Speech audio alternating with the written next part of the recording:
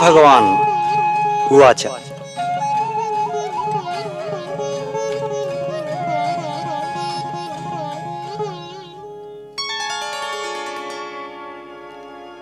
अशोच्यान् अन्वशोचस्त्वं प्रज्ञावादांश्च भाषसे गतासून् अगतासूंश्च नानुशोचन्ति पंडिताः।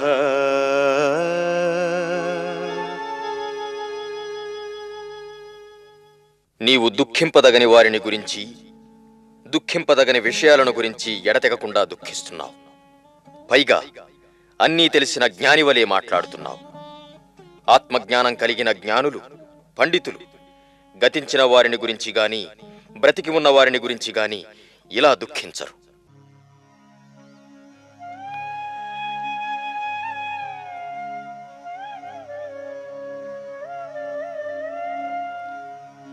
नत्वेवाहं जातुनासं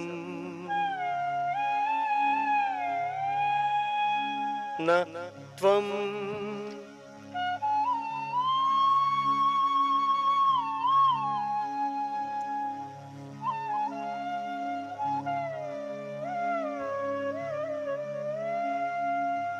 नत्वेवाहं जातुनासं न त्वं नेमे जनाधिपाः न चैव न भविष्यामः सर्वे वयं अतः परम्।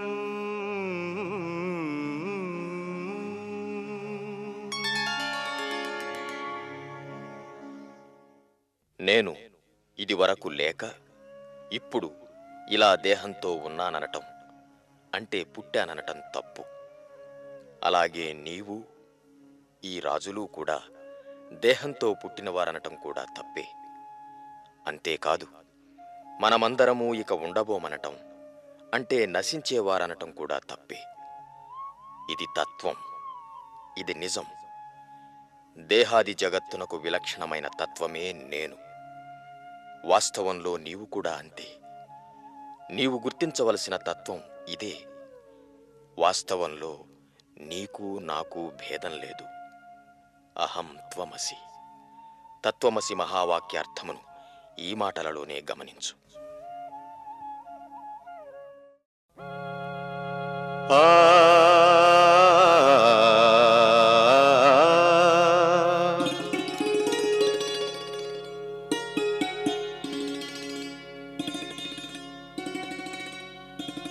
देहिनोऽस्मिन् यथा देहे कौमारं यौवनं जरा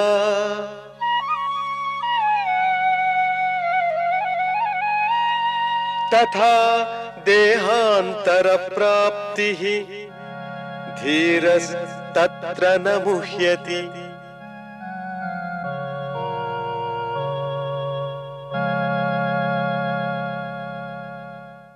దేహాభిమానం గల దేహికి, జీవునికి ఈ దేహంలో శైశవ, బాల్య, కౌమార, యవ్వన, వార్ధక్య అవస్థలు కలుగుతున్నట్లే దేహం విడిచి చచ్చి పోవటం అనే మరణం ఒక అవస్థ. ఒక దేహంలోని ఒకానొక మరణావస్థను విడిచి ఇంకొక దేహంలోని శైశవావస్థకు పోతున్నాడు. అంతే. ధీరుడు ఈ విషయంలో మోహంలో పడడు, దుఃఖించడు.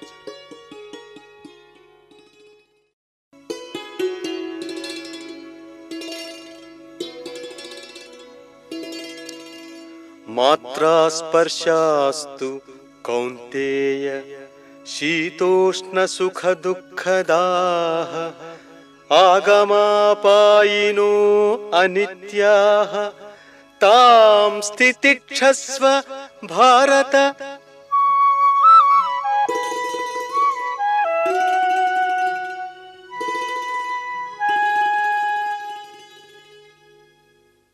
కాని అర్జున, ధీరుడు విచారించవలసిన విషయం ఇంకొకటి ఉన్నది. మోక్ష సాధనకు వచ్చిన దేహేంద్రియాదులన్నీ పరమార్థమును విడిచి తమకు కావలసిన అర్థములను కామములలోనే వెతుకుతున్నాయి. ఫలితంగా శీతోష్ణాది ద్వంద్వములు వస్తున్నాయి. అయినా అవి కూడా అశాశ్వతములు, అనిత్యములు అని తెలుసుకుని దేహాది ప్రవృత్తిని నిగ్రహించు, జీవభావాన్ని నిగ్రహించు.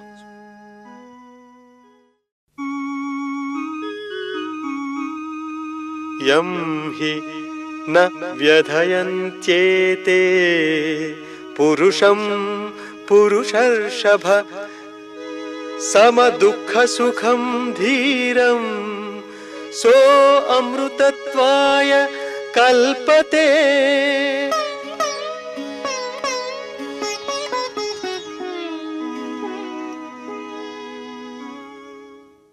ఈ ద్వంద్వములన్నీ దుఃఖములని గుర్తించి చలించక ఏ ధీరపురుషుడు వాటి నుండి బుద్ధిని మరల్చి తద్వారా దేహేంద్రియాది ప్రవృత్తి వలన బాధపడక ఉంటాడో అతడు మోక్షమును పొందుతాడు.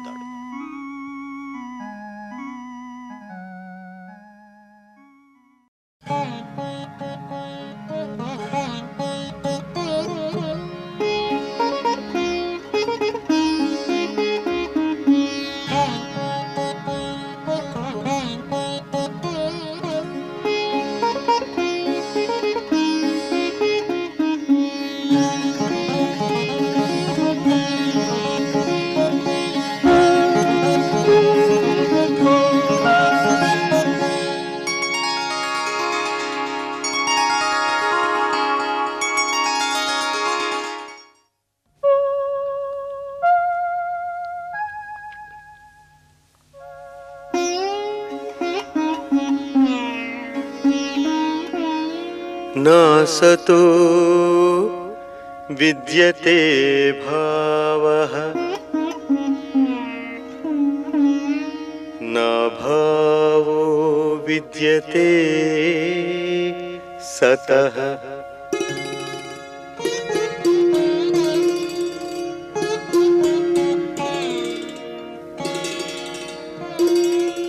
నాసతో విద్యతే భావః నా భావో విద్యతే సతః.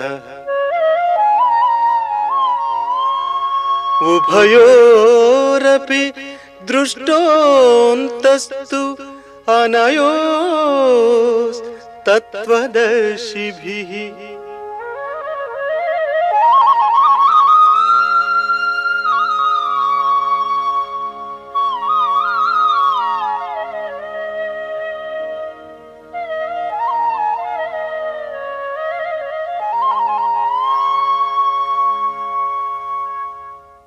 కాని అసలు విషయం విను నాయనా.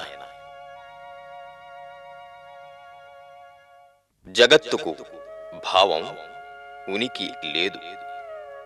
ఆత్మకు అభావం, లేకపోవటం అనేది లేదు.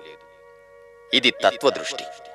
సత్ అసత్ అనే రెండు భావముల గమ్యమైన సద్భావమునే, ఆత్మభావమునే ప్రమాణంగా చూస్తున్నారు తత్వదర్శినులు. జగత్తుకు ఉనికి లేదు అనుభావము, ఆత్మయే సత్యము అనుభావము, ఈ రెండు భావములు ప్రతిష్టములు కావాలి నీలో. వీటిలో ఏ ఒక్క భావం సడలినప్పటికీ సాధన సడలిందని గుర్తించు నాయనా.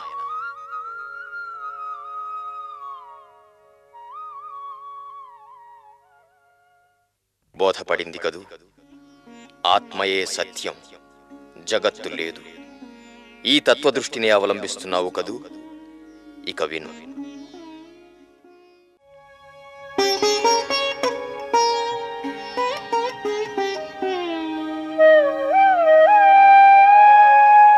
అవినాశితు తద్విద్ధి येन सर्वमिदं ततं विनाशम् अव्ययस्यास्य न कश्चित् कर्तुमर्हति।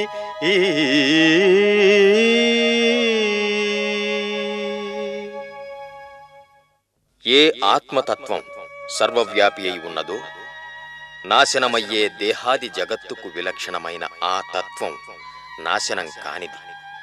మార్పులు కూడా చెందని ఆ తత్వమును ఎవరూ నాశనం చేయలేరు.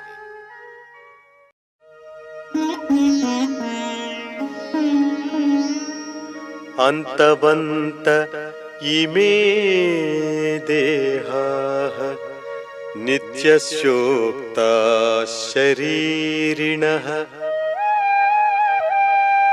అనాశినో అప్రమేయస్య తస్మాత్ యుధ్యస్వ భారత.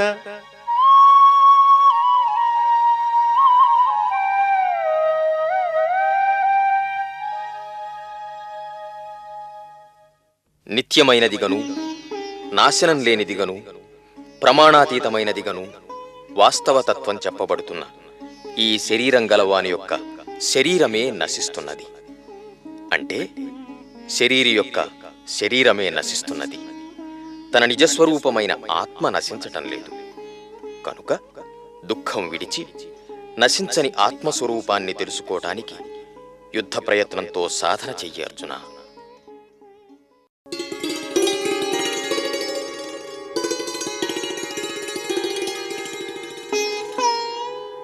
యయేనం వేత్తి హంతారం యశ్చైనం మన్యతే హతం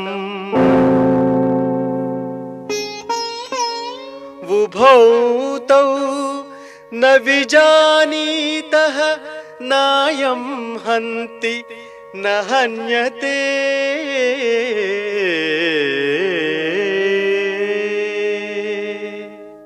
ఎవడు ఈ ఆత్మను నాశనం చేసేదిగాను, ఇంకా ఎవడు ఈ ఆత్మను నాశనం చేయబడేదిగాను అనుకుంటున్నారో వారిరువురూ తత్వం తెలియని వారే. ఈ ఆత్మ నాశనం చేయదు, నాశనం చేయబడదు. కనుక ఒకరు ఇంకొకరిని చంపుతారనే బుద్ధిని విడిచిపెట్టు.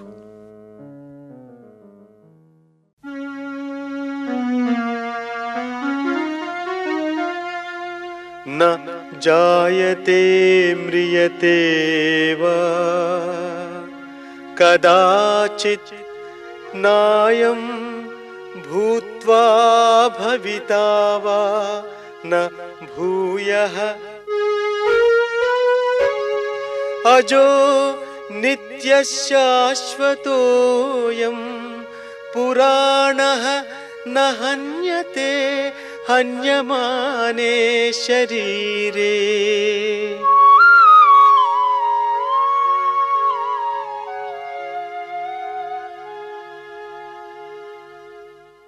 ఈ ఆత్మ ఒకప్పుడు పుట్టేదీ కాదు, ఒకప్పుడు నశించేదీ కాదు.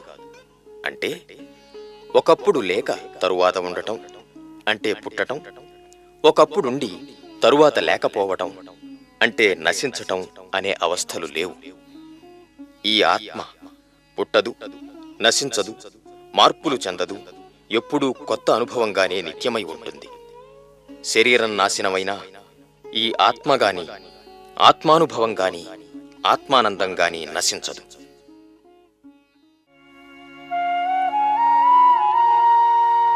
వేద వినాశినం నిత్యం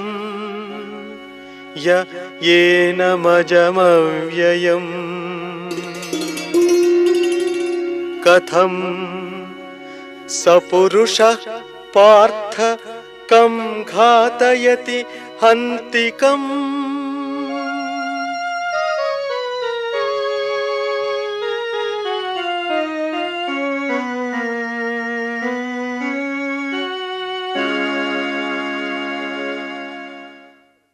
నాశనం లేనిదిగను, నిత్యమైనదిగను, జన్మలేనిదిగను, మార్పులు చెందనిదిగను ఈ ఆత్మను గురించి తెలిసిన వారెవరైనా దేనిని ఎలా చంపించుతాడు, దేనిని ఎలా చంపుతాడు?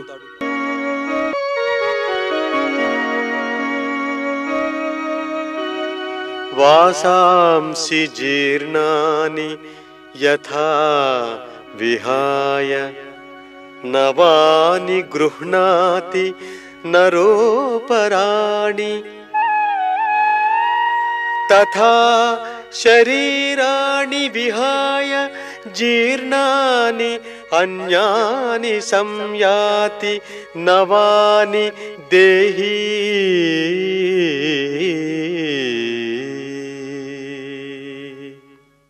మరి దేహం నశిస్తుంటే ఎలా దుఃఖించకుండా ఉండాలంటే విను. చిరిగిన వస్త్రములను విడిచి మనుష్యుడు క్రొత్త వస్త్రములను ఎలా ధరిస్తున్నాడో అలాగే జీర్ణమైన దేహమును విడిచి క్రొత్త దేహమును పొందుతాడు జీవుడు. అంతే.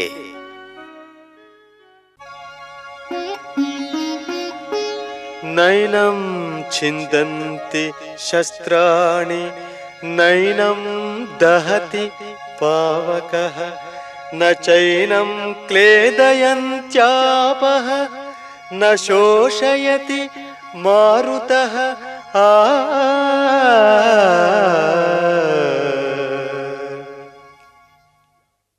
దేహం వలె ఈ ఆత్మ శస్త్రముల చేత ఛేదింపబడదు, అగ్ని చేత దహింపబడదు, నీటి చేత తడుపబడదు, గాలి చేత ఎండింపబడదు. ఇంకా విను.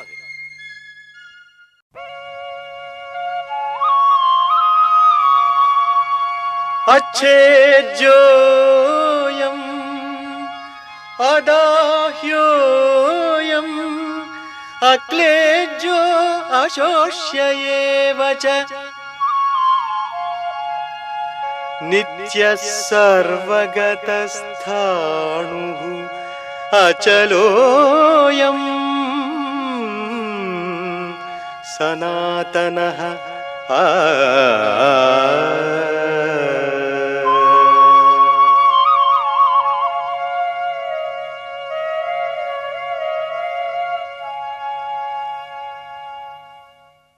దేహంలోని ఘన పదార్థం భూమి, ద్రవ పదార్థం నీరు, వేడి అగ్ని, వాయువులు గాలి, చోటు ఆకాశం.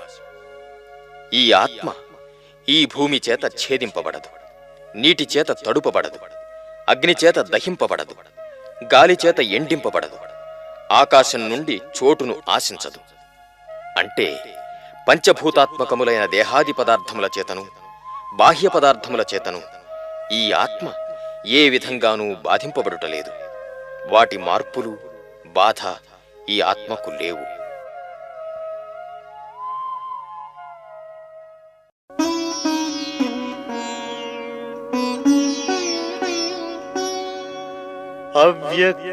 అవ్యక్తోయం అచింత్యోయం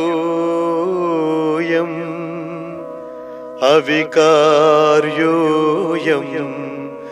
ఉచ్యతే. తస్మాత్ ఏవం విదిత్వైనం నానుశోచితుం అర్హసి. ఈ ఆత్మ నామరూపాత్మకములైన చరాచర జగత్తు చేత తెలియబడదు, ఇంద్రియాదులకు గోచరించదు, మనస్సు చేత ఊహింపబడలేదు. కనుక ఇలా ఈ ఆత్మను తెలుసుకుని నీవు దుఃఖించడానికి అర్హుడవు కావు.